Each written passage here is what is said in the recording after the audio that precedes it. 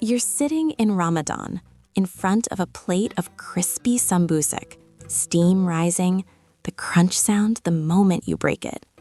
But what if I told you this small piece of pastry isn't truly Jordanian, or Indian, or even Turkish? What if I told you it traveled thousands of miles, survived wars, passed through empires, and every culture reshaped it to their own taste?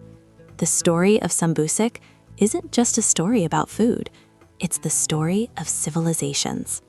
Sambousek, or samosa, or samsa, its name alone shows it doesn't belong to a single place. The story begins over 1,000 years ago, not in a modern kitchen, not even in a city. It begins on an ancient road called the Silk Road, the road that connected east to west, merchants, spices, silk, and ideas.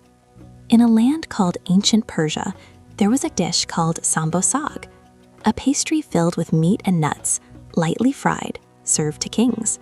It wasn't food for the people, it was food for the elite. Over time, and with caravans, this dish began to travel. It reached Central Asia, and from there entered India through Muslim traders. But here, the first major transformation happened. India wasn't just a stop along the way, it was a land of spices, heat, and bold flavors. Meat, sometimes replaced with vegetables, potatoes, peas, turmeric, cumin, chili. The samosa became more triangular, crispier.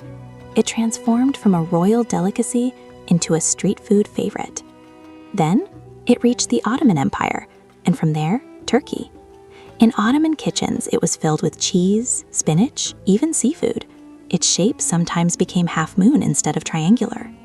As the empire expanded, Sambousek entered the Levant. In Jordan, it became a Ramadan staple, not just food, but a ritual. The sizzle in the pan before sunset, the aroma filling the house, the first bite after the call to prayer. But Jordan wasn't alone. In Saudi Arabia, Sambousek became a Ramadan table star.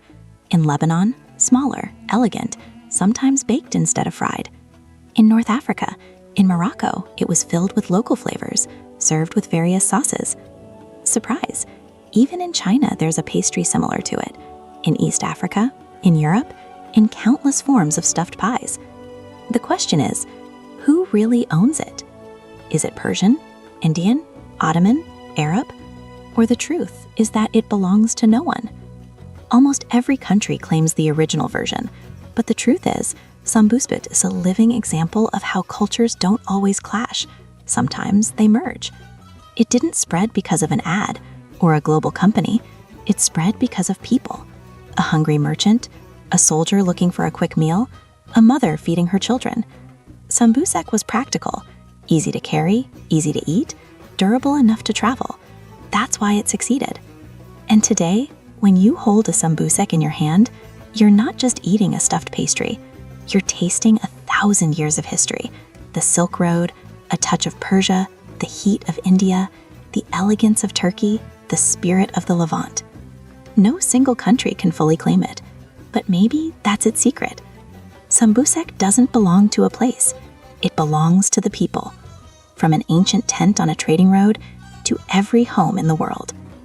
And the final question, if you went back to the first person who made it, would they ever imagine it would become one of the most iconic Ramadan dishes on the planet? This isn't just the story of Sambousek, it's the story of how food tells the story of humanity.